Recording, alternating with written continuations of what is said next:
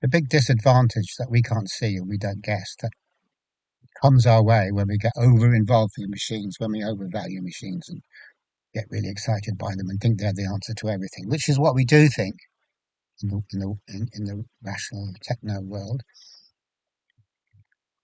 is that this process happens thereby that we get shrunk so that the machine's view of reality becomes our view. And so at that point, the machine is controlling us without realizing it. So the machine has become the world. And we've become cogs in that machine world. Now, just as long as our sense of perspective has, is zero, as long as it's been taken away from us, so we're kind of scrabbling around on the surface of thoughts representations the whole time, like we're stuck to them, we just, whatever the mind says is absolute truth to us, so we kind of like crawling around on that surface like flies on flypaper, or trying to crawl around. We don't really get anywhere when we're in the machine because there's nowhere to get, but we don't know that. We can't know that. So any sense of impending futility, it's pointlessness, meaninglessness. It's got to be our fault, not the fact that we're living in a machine as parts of those machines, or living in a machine, living in a mechanical system the way that mechanical system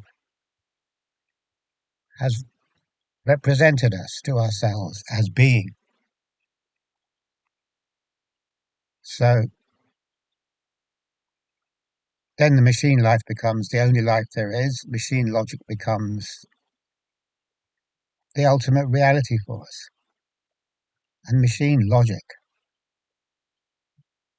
is inherently glitched.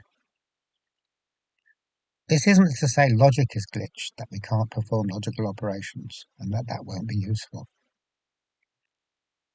But what it is to say is that even in the most straightforward logical action, which is helpful, there is the seed of paradox.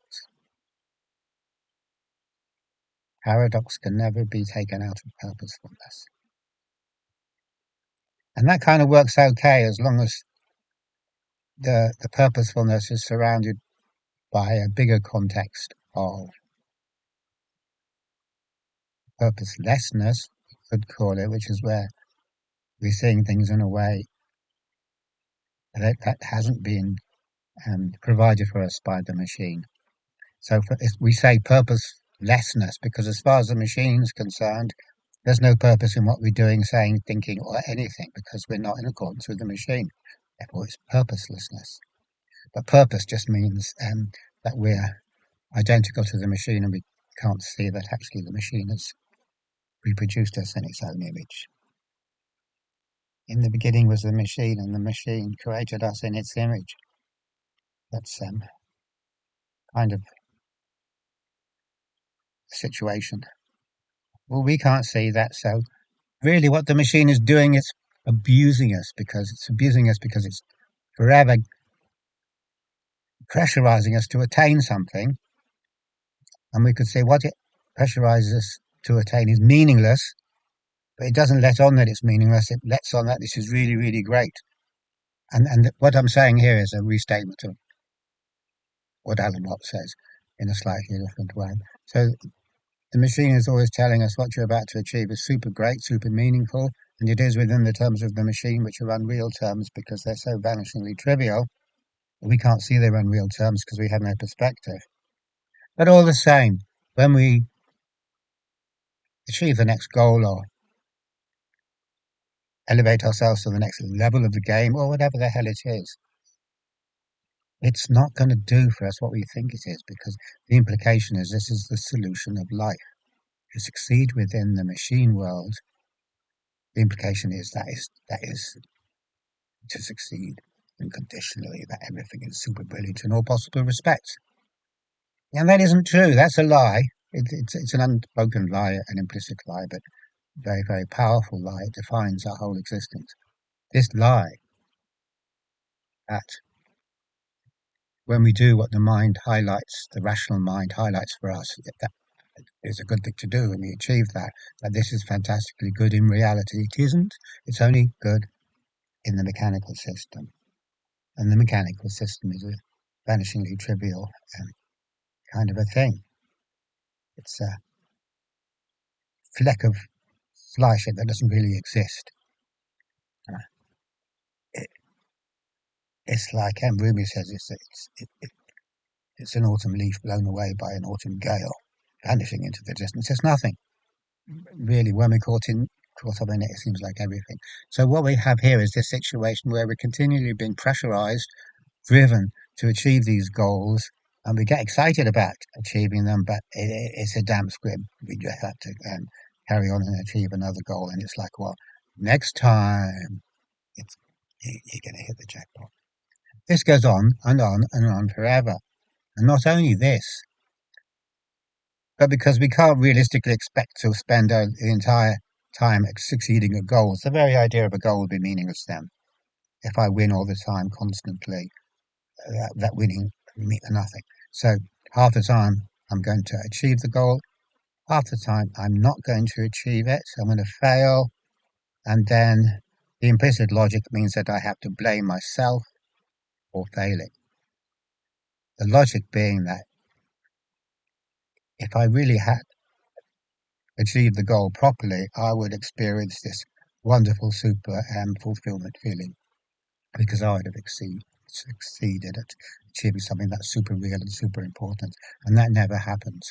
So rather than saying that it never happens because I'm only living in a simulation, a logical system that's based on thought, I see it as some kind of unworthiness or failure. I just see myself as being a loser, and that's what the machine makes me do. So it sets me up with an impossible task that can't ever be achieved and punishes me that way because I keep on trying like an idiot. I never get it. I'm just like a total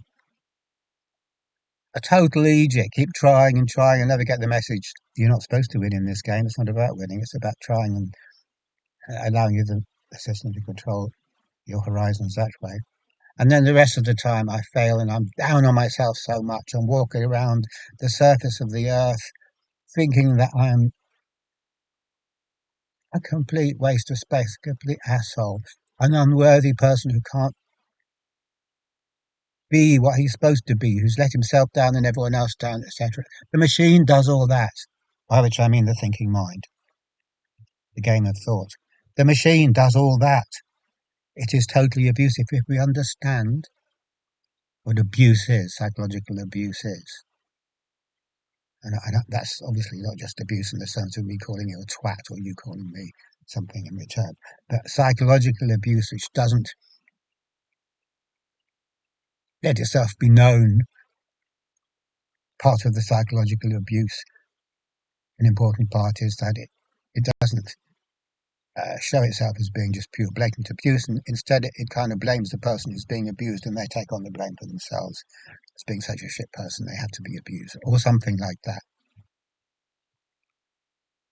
So if we could understand the nature